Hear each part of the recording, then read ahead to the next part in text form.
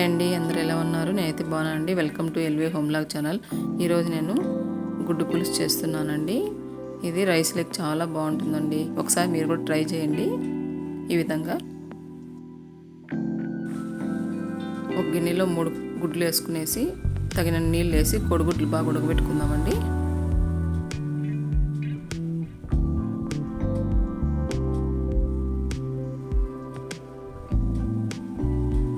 తర్వాత వచ్చి ఒక గిన్నెలో నిమ్మకాయ సైజ్ అంతా, చిన్న నిమ్మకాయ సైజ్ అంతా చింతపండు వేసి కడిగి మళ్ళీ నీళ్ళు పోసి పెట్టుకుందామండి, నానబెట్టుకుందాము. తర్వాత స్టవ్ మీద గుడ్లు ఉడికినాయండి. స్టవ్ మీద కడాయి పెట్టుకునేసి ఒక 3 స్పూన్లు ఆయిల్ వేసుకున్నాను. ఇది బాగా హీట్ ఎక్కిన తర్వాత మెంతులు, కొన్ని జీలకర్ర, ఆవాలు వేసుకున్నానండి. ఎప్పుడు కూడా పులుసుకి కొంచెం మెంతులు వేసుకుంటే టేస్ట్ బాగుంటుందండి. 2 పచ్చిమిర్చి చీలికలు వేసుకున్నాను. తర్వాత ఒక పెద్ద ఆనియన్ సన్న కట్ చేసుకున్నాను. కరివేపాకు వేసుకున్నాను. ఇది బాగా వేపుకుందామండి. కొంచెం సాల్ట్ వేసుకుందాం, తొందరగా ఎగుతుంది.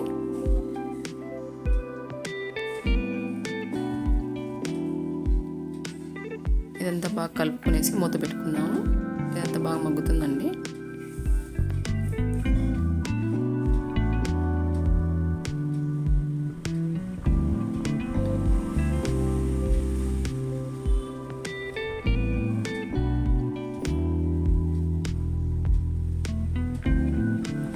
రెండు మీడియం సైజ్ టమోటాలు సన్నగా కట్ చేసుకున్నాను, బాగా పండు టమోటాలు. మళ్ళీ మూత పెట్టుకుందామండి, బాగా మగ్గుతుంది.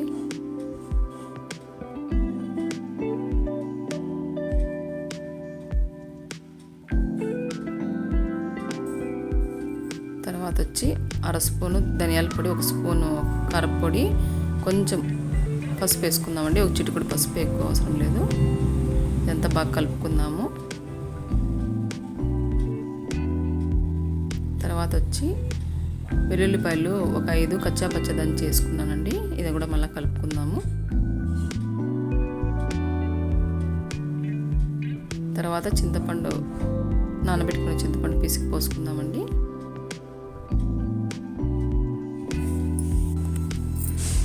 చింతపండు పులుసు పోసేసుకుందామండి. ఇదంతా బాగా కలుపుకుందాము. తర్వాత మళ్ళీ కొంచెం నీళ్ళు వేసుకునేద్దామండి. మళ్ళీ కలుపుకుందాము.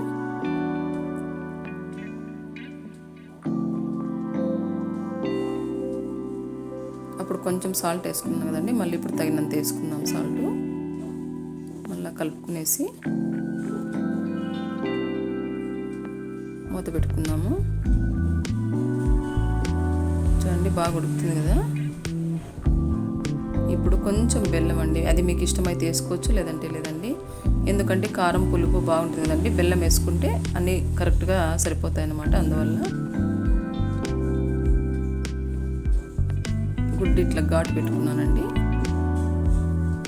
ఇట్లా అంటే పులుసు అంత లోపలికి పోతే టేస్ట్ బాగుంటుందండి. ఇదంతా గుడ్డు లేకపోతే పులుసు టేస్ట్ చాలా బాగుంటుంది. ఒకసారి ఇది ట్రై చేసి చూడండి, చాలా బాగుంటుంది. మనకి ఇంట్లో కూరగాయలు ఏం లేనప్పుడు ఈ విధంగా చేసుకుంటే చాలా బాగుంటుందండి. మళ్ళీ మూత పెట్టేసుకుందామండి. ఇదంతా బాగా ఉడకాలి. చూడండి, ఆయిల్ తేలుతుంది కదా. కర్రీ రెడీ అయిపోయినట్లే అండి. తర్వాత వచ్చి ఇది నేను ఒకసారి చేపల కూర చేసినప్పుడు ఈ పొడి మీకు చూపించినానండి. చేపల కూర చేసినాను కదా, అప్పుడు మీరు వీడియోలో చూడండి, మా ముందు వీడియోలో ఉంది పొడి. ఇది వచ్చి ఆవాలు, జీలకర్ర, మెంతులు వేసి పొడి చేసినాను కదండి, అది రెడీగా పెట్టుకున్నాను నేను. అందువల్ల అది వేసుకున్నాను. తర్వాత వచ్చి కొంచెం కొత్తిమీర వేసుకున్నాను. అయిపోయిందండి, రెడీ అయిపోయింది కూర. ఒక గిన్నెలోకి తీసేసుకున్నాము.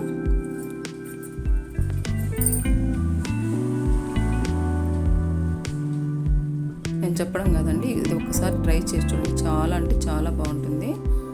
మళ్ళీ కూడా చేసుకుంటారనమాట. కొంచెం అన్నంలోకి కొంచెం కూర అయినా కూడా చాలా బాగా సరిపోతుందండి. మా వీడియోస్ మీకు నచ్చినట్లయితే లైక్ చేయండి, షేర్ చేయండి, సబ్స్క్రైబ్ చేయండి. పక్కనే ఉన్న బెల్ సింబల్ నొక్కండి. Thanks for watching.